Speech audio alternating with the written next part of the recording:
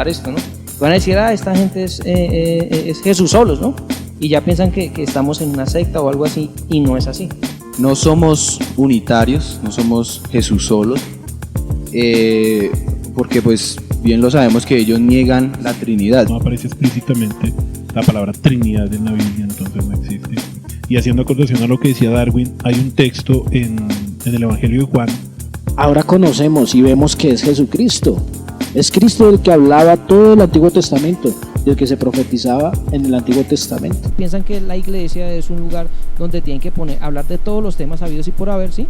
Y se enfocan en temas humanistas, temas hasta psicológicos. Yo creo que hacemos referencia a que solo en Cristo hay salvación. Solo en Cristo. Hoy en día vemos mucha teología que se está levantando con respecto a que la Biblia habla acerca del hombre, o que solamente hablan del Espíritu Santo. Hay quienes dicen que sí, Cristo salva, pero usted tiene que hacer esto. Cristo salva, pero usted tiene que hacer obras de caridad. Cristo salva, pero usted tiene que hacer tal y tal cosa para alcanzar la salvación.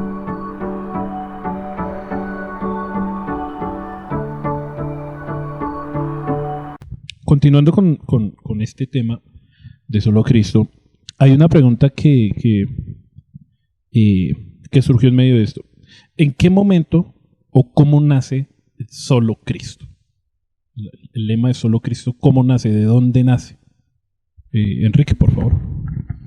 Bueno, debemos de tener en cuenta que la Reforma vuelve a abrazar este tema, vuelve a abrazar este concepto. Simplemente como el título o pongámoslo así, el título, la palabra en sí, el decir solo Cristo, la palabra en sí nace en la Reforma, para decirle a la iglesia que solo en Cristo hay salvación, solo en Cristo podemos alcanzar la vida eterna. ¿Pero de dónde se basaron ellos? De las Escrituras, de la palabra de Dios. Entonces el concepto así de solo en Cristo hay salvación viene desde la iglesia primitiva. Y si usted quiere ir más allá, usted ve en Efesios, que a mí me gusta mucho ese texto, que en él se propuso reunir todas las cosas en Cristo, las visibles y las invisibles, y que él es el que nos da la redención. Por medio de él es que la redención. Entonces y que cuando dice que ya lo había pensado desde antes de la fundación del mundo.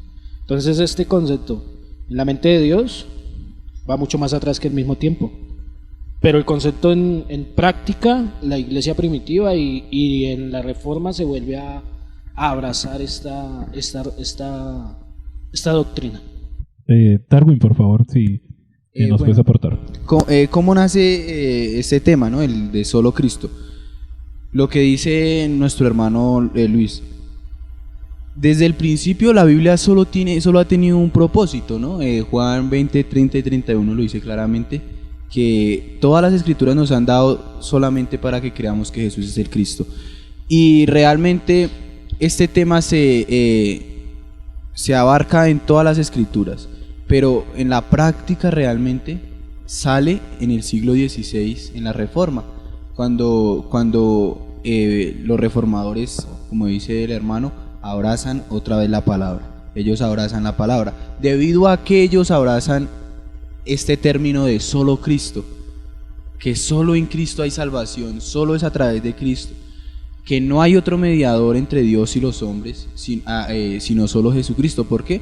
Porque recordemos que a ellos el catolicismo romano había abrazado como la adoración a imágenes, como que María es la corredentora, María es la intercesora también juntamente con Cristo, y es algo que niega absolutamente primero la obra de Cristo, niega el trabajo o la obra perfecta de redención en Cristo Jesús. Entonces este término nace en la iglesia primitiva, nace en la Biblia, pero los reformadores la abrazan debido a que el catolicismo romano estaba enseñando cosas ajenas a las escrituras. Antonio, por favor. Sí, no, pues, ¿qué puedo aportar yo? Pues aquí mis hermanos me dejaron sin palabras. Pero no, sí, básicamente lo que dice el hermano Darwin y lo que dice el hermano Luchito es muy cierto. O sea, la Iglesia Católica estaba con ese sincretismo, ¿no? O sea, esa unión de religiones. ¿Por qué? Porque ellos, pues, que ellos querían manejar el poder. Ellos ven que el cristianismo crece de una manera desaforada y ellos dicen, no, ya no podemos. Entonces aparece Constantino y dice, tenemos que ingeniárnosla. Entonces él dice que se vuelve cristiano, ¿no? Entre comillas, pero él hace eso para engañar, o sea, eso es ver ahí el engaño. Y ya ahora los que eran perseguidos ahora perseguían, ¿no? Ya ahora son cristianos todos. Pero ahí meten un poco de religiones, todo lo que es el conocimiento greco-romano, donde uno ve los dioses, el pensamiento egipcio, porque los romanos, de hecho, en la historia, cuando inclusive antes de Cristo y todo eso, ellos no tenían problema. Ellos ¿qué decían? O sea, ellos hablaban del evangelio y ellos ¿qué expresaban del evangelio? O sea, para ellos el evangelio, ellos manejaban ese término, que era la eureka, ¿no? Las buenas nuevas del César. O sea, eso lo manejaban así. Entonces, ¿qué sucede? Esto en Roma, ¿ellos qué hacían? Ellos cogían, conquistaban una nación, pero le decían, tranquilos, miren, ustedes simplemente sométanse a nosotros, pues ustedes pueden practicar la religión que ustedes quieran, ¿sí? Entonces, eso es lo que hace el catolicismo otra vez nuevamente ya cuando el cristianismo empieza a florecer. Y que siempre, o sea, siempre debemos aclarar algo, que la iglesia siempre estuvo ahí presente, siempre estuvo presente, porque la palabra dice claramente que el cielo y la tierra pasarán, pero mis palabras no pasarán. O sea, siempre existió un remanente, sino que en la Reforma es donde como que el Señor permite y utiliza a estos hombres de Dios. ¿Para qué? Para que obviamente la iglesia empezara como a solidificar ya esas cosas, ¿no? Porque el Señor no va a compartir su gloria con nadie. Entonces pienso que de ahí sale eso y se enfocan, obviamente, como ahorita Lucho lo dijo, en el versículo más conocido, o uno de los más conocidos, que usted lo va a ver en la calle, en el bus, se sube alguien a predicar el evangelio, o cualquier evangelista va a decir, yo soy el camino, la verdad y la vida, nadie viene al Padre si no es por mí. Y Jesús lo dijo muy claro, no dijo, viene al lado viene en la salvación, viene con Pedrito, mi hijo, usted también va a ser, no, o sea, no cogió ni a Pedro, ni a mamá, venga para acá, también va a venir, porque también ella no, sino dijo, yo soy el camino, la verdad y la vida, nadie viene al Padre si no es por mí. Entonces pienso que está claro ahí. Menos mal se quedó sin palabras. No, y es lo que dice Apocalipsis los ancianos cuando Juan ve y preguntan quién es digno de tomar el sello y de tomar el rollito y desatar sus sellos. Y dice que ni el cielo, ni la tierra, ni debajo de la tierra se halló alguien digno. Y Juan lloraba por eso. Pero uno de los ancianos le dice, el Cordero que ha vencido, él es digno. Él es el único digno de tomar el rollo y desatar sus sellos. Es el único que merece gloria, honra o no. Es el único. En ese orden de ideas, hermanos, y poniéndolo desde ese punto de vista,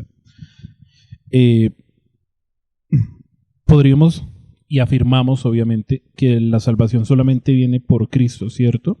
Y que viene solamente por fe. O sea, no hay absolutamente ninguna obra que nosotros podamos hacer para ser salvos, ¿cierto? Entonces, digamos, los reformadores entraron en este proceso de querer reformar la Iglesia Católica, o ellos querían que hubieran un desligue de su pensamiento y de la Iglesia Católica, o cuál era el fundamento para que ellos empezaran a hacer este tipo de cosas, Lutero con las 95 tesis. ¿Cuál era el fundamento para que ellos tomaran esa decisión? ¿Hacer una separación de la iglesia o cuál era la principal fundamento? Antonio. Bueno, pues de lo que yo sé, cuando en 1517, ya estamos cumpliendo, ¿qué? Ya vamos a cumplir 503 años, 3 años ya, vamos a cumplir 503 años ya de la reforma, de que llega Martín Lutero en la iglesia de Gutenberg y ¡pum! Pone ahí las 95 tesis, diciéndole al papa de esa época, que por ende era un hombre muy, tristemente tenemos que decirlo, pero la historia lo corrobora, de que él era un hombre muy corrupto, una persona tremendamente dañada por el deseo de tener más cosas, y él permite todas estas cosas. Entonces obviamente Martín Lutero, como les dije anteriormente, él era un fraile y él venía con ese voto de pobreza, voto de pobreza. Y muy seguramente mientras que él estudiaba la palabra, él se encuentra con esos versículos donde claramente él ve a Cristo y dice: ¿qué está pasando? O sea, es Cristo el que salva. O sea, ¿cómo así que yo tengo que ir a dar plata? ¿Cómo así que yo tengo que hacer esto? ¿Cómo así que ahora los que mueren también? O sea, un enredo de cosas. Todo era para tener contento al parroquiano y engañar a la gente, pero no. Entonces él dice: no, qué pena. Y viene, y pues sabemos que él había sido abogado, entonces el hombre era un buen defensor, y coge y ¡pum!, pone esas 95 tesis como diciendo: bueno, vamos a poner las vainas claras, ¿sí? Nosotros vamos a poner las claras y vamos a volvernos al Cristo. O sea, el deseo, yo pienso, desde mi punto de vista, lo que sé, el deseo de él, porque él se enfrentó con esta gente. Él no dijo, cogió y me dijo: voy a hacer el rancho aparte, hasta luego, mijitos, me voy, yo voy a hacer mi iglesia. No. Él simplemente lo que quería era que estas personas entendieran, todo, inclusive entre esas el Papa, entra a la fiesta también, que todos se arrepintieran y que toda la iglesia católica se volviera realmente a Cristo. Ese era el deseo inicial de Martín Lutero, pero pues tristemente, como a ellos no les gustó ni nada de eso, pues obviamente ahí esas desligaciones se desligan y surge. De hecho, ellos, los católicos, dicen que nosotros, los protestantes, los cristianos, venimos, somos los hermanos, ¿no?, separados, nos llaman así. Y bueno, yo la verdad siempre he dicho, pero ellos estaban buscando era la iglesia, pero si uno mira la iglesia primitiva no andaba con ese cuento. Uno claramente ve la iglesia primitiva y uno se da cuenta de que la iglesia primitiva no practicaban estas cosas, no, sino solo veíamos a Pablo, y Pablo solo predicaba a Cristo, y Cristo, ¿qué?, crucificado, ¿sí, no? Entonces ese era, yo desde ahí pienso que el deseo era ganar a ese momento a la iglesia católica, y que ellos se arrepintieron, pero no lo quisieron hacer. Lo que dice el hermano Antonio, yo creo que digamos, Martín Lutero, en el momento que empieza a estrellarse, por decirlo de alguna manera, con las escrituras, así como de pronto muchos de nosotros nos hemos estrellado, y que es el mismo Espíritu Santo quien nos ha revelado las escrituras, yo pienso que él no quería ser protestante, o sea, ser apartado, separarse del catolicismo, sino que quería reformar el catolicismo. Quería, como decía el hermano Antonio, desechar todas esas doctrinas erradas y herejes y volver a la palabra de Dios, que por cierto, la palabra de Dios en esos tiempos ni siquiera se abría, ni siquiera el Papa la leía. Entonces yo creo que por todo eso era que, y por el dominio que tenía el imperio, el catolicismo, y todo este tema acerca del purgatorio, y de que la salvación, y que hay que hacer buenas obras, y el hecho de alcanzar riquezas, que realmente digamos en general es prácticamente lo que estamos viendo hoy en día. Entonces por ese tema yo pienso que Martín Lutero no quería separarse, sino que él quería ser bíblico, quería ser reformador realmente. Y ahí es donde pues realmente vemos que nace la Reforma Protestante, porque no por el hecho de que Martín Lutero fuera un teólogo y fuera estudioso, y eso ya iban el imperio iba a cambiar su metodología, ¿no? Sino que ni el catolicismo iba a cambiar lo que ellos habían formado durante la historia, ni Martín Lutero, después de estrellarse con las escrituras y de ver la revelación del Espíritu Santo en las escrituras, él tampoco iba a cambiar su pensamiento. Entonces, ¿qué puede suceder ahí? Un choque. Entonces se separan, pero digamos que el objetivo principal no era ese. De hecho, el término protestante no significa separar, sino protestar contra algo que la autoridad está haciendo y lo está haciendo mal. O hay quienes están bien, la autoridad está bien, y protestan contra lo que se está haciendo bien. Pero en este caso la autoridad sí estaba mal, estaba desfasada totalmente de la escritura, y lo que hace Martín Lutero es protestar. Como digamos, usted en su casa tienen caviar o jamón báltico, jamón serrano, pero usted le da una sopa de cabeza de pollo, y usted protesta contra eso porque no le gusta, pero usted no se separó de su familia. Y entonces su familia dice: no, aquí se come lo que yo digo y punto, si no se va de la casa. Entonces es un choque así, pero Martín Lutero, en la cabeza de Martín Lutero no ni de ninguno de los reformadores estaba en separarse de la iglesia, sino darle una reforma. Y yo veo el término reforma es como tomar algo que se ha dañado y reformarlo, darle otra vez nuevamente la forma original desde el principio, como arreglarlo. La aplicación de lo que venimos hablando es por qué hoy en día, en muchas iglesias, no digo en todas, sino en muchas iglesias, ya no se toca este tema, o sea, no se predica el punto de solo Cristo.